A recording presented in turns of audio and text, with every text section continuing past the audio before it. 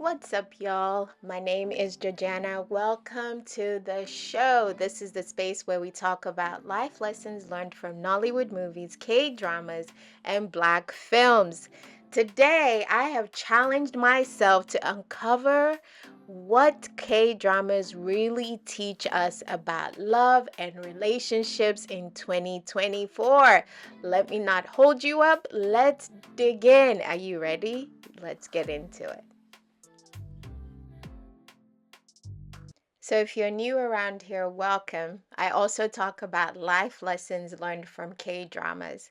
And I know that one of the biggest common misconception about K dramas is that they often portray love and relationships as the idea that romance must be grand, dramatic, and all consuming, and that the characters are always making sacrifices that defy logic and reason, all in the name of love. That might be what you're used to when it comes to K drama.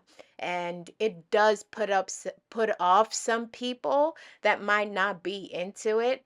And, it's entertaining to watch, and it does create unrealistic expectations about what a healthy relationship should look like. And in reality, love is often about the small everyday moments we share with our partners rather than the grand gestures that we see on screen. And another misconception about K dramas is that they they often show or illustrate that love can conquer all, even when they're faced with so much obstacle. And, it is romantic to believe that love can overcome anything, but this type of narrative can damage someone's perspective of love in real life, like with real relationships, and it can make it a disappointing experience and create a whole lot of heartache because you have this idea in your head based on something that you've watched.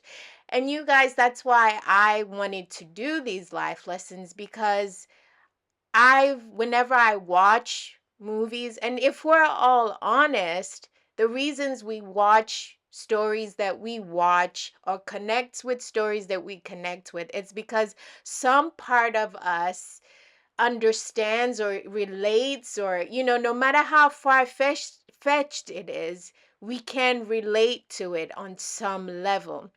And so we connect with that show, we connect with that movie. And that's why I started this, like the whole life imitates art, or is it art imitates life? We really don't know where that divide comes in.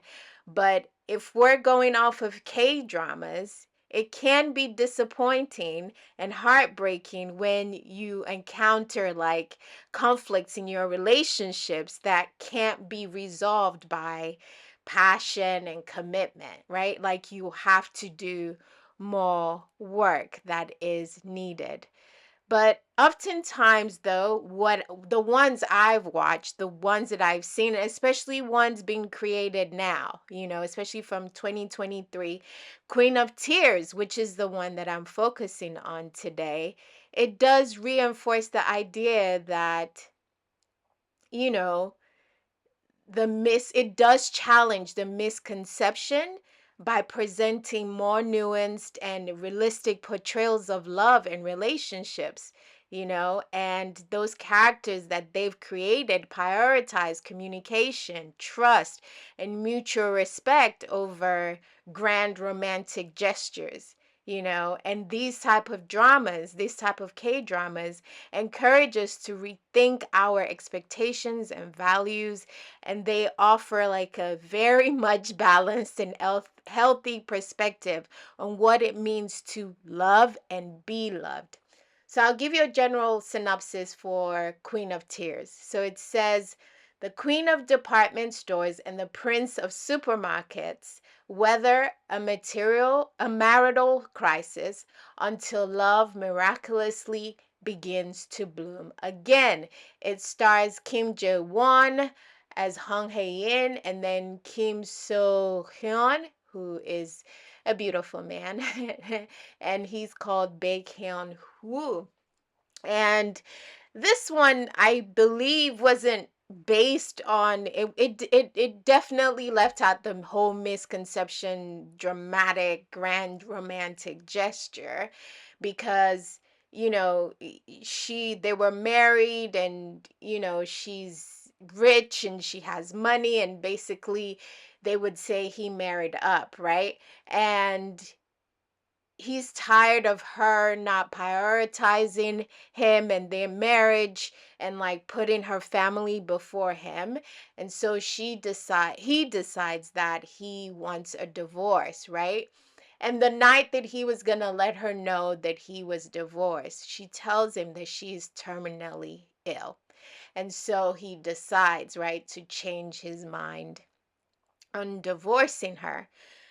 But it's something that we should think about. Like, you really highlighted that, right? And I think I've talked about this before in one of the videos, about the fact that when we're thinking of we want to be married, or you're in a long-term relationship, right?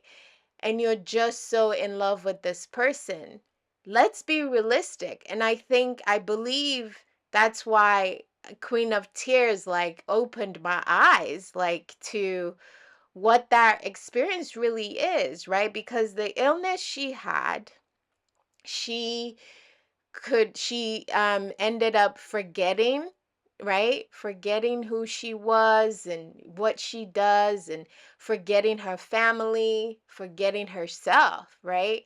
And he had to he had to deal with this. And the way he dealt with it was so beautiful, right? Because he could have left her. He could have literally left her, but he chose not to. And he chose to be there for her. This is a young couple. How many of you can say, if you had a partner, because Alzheimer's is very real, dementia is very real, and I think we're often thinking, oh, it's as we get older, but other things could happen. Are you willing to take care of your partner when they can't walk, right? Or, they're crippled in some way? I'm not saying it's going to be easy, because it really wasn't easy, but it was a choice he made to be by her side. And it's a choice that a lot of us have to make. And some people might not care, right, how they look if they left this person, due to the fact that they were ill, or and they can't take care of them. Some people might leave.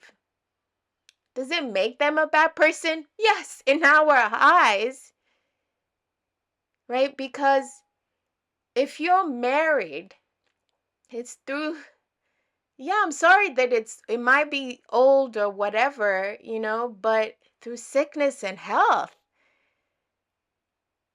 Because it's the truth. You're gonna get sick. Something's gonna happen. No one knows tomorrow. But are you willing to make the choice, the decision, to say, I'm still gonna be by your side? Now, it does take therapy, right? Because you need that. It takes communication. It takes you being intentional. There are so many things that go into making that choice of through sickness and health. But Queen of Tears, I believe, truly portrayed that in a way that was super realistic. She did end up having a life-changing surgery, but the only caveat to that was that she wouldn't remember anything. In which, like I said earlier, she forgot everything. She forgot her whole family. But then it did come back to her. But he was willing to take the journey with her, regardless of if she was gonna die. And he wanted to find a solution to keep her alive. How many of you are willing to do that? When you think of loving somebody, is that in your peer view? Is that in your view? Does that look like love, sickness, and you having to be there with that person? Is that included in your perspective of love and what it means to love somebody? Just to love somebody and to have them love you. Man, it was it was like, it's a lot. Like I don't even have the words because it's a lot to think of. Because we now have kids that are taking care of their parents that are maybe struggling with dementia. And I'm telling you, some of them are just in their mid 20s or late 20s or early 30s. But they're being responsible for their parents. That's love. What does love look like to you? Truly analyze that. Dig into that question. If you had to make a choice, like Banku had to in Queen of Tears, in staying with Hong Hei, knowing that she was dying and how terminal and what her sickness looked like, forgetting herself, forgetting her marriage, forgetting. This was even before she got the cure. It was sad, y'all. It really was.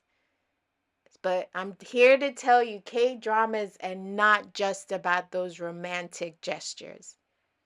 I also did a video on in her private life.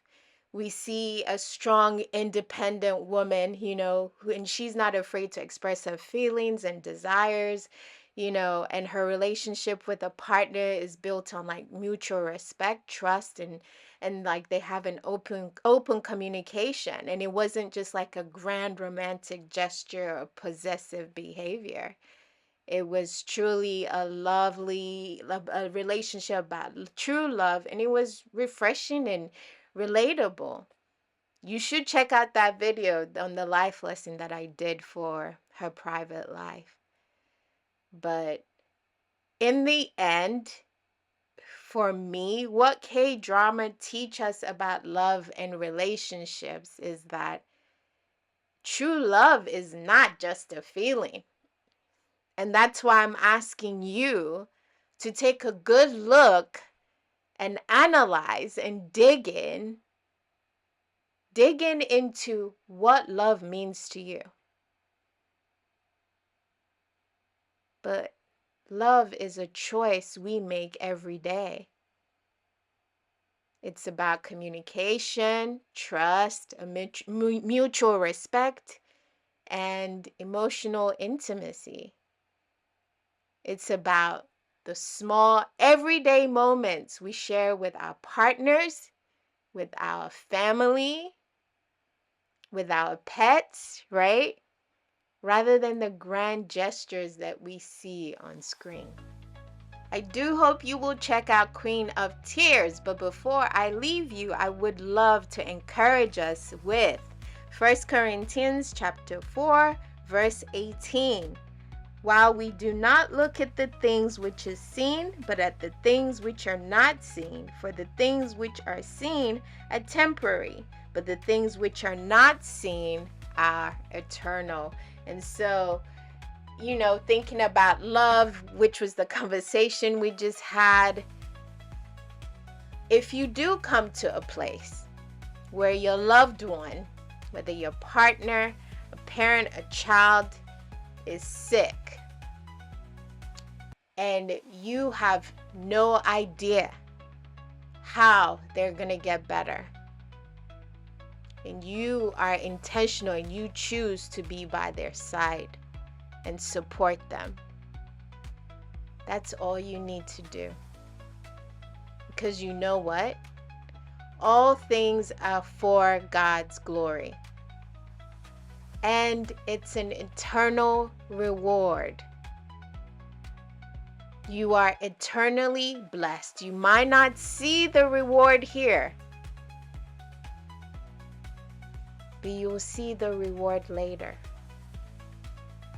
So focus on the things that are eternal and choosing to love your loved one through their challenging times is an eternal reward for you. All right, so my time is up. What's your favorite K-drama moment that taught you a valuable lesson about love and relationships? Can you please share it in the comments below? And don't forget to subscribe for more content like this. Like I said, it's life lessons on Nollywood movies, K-dramas, and Black films. Until next time, y'all, you know what it is. Take care of yourself, be kind to yourself, and be kind to others.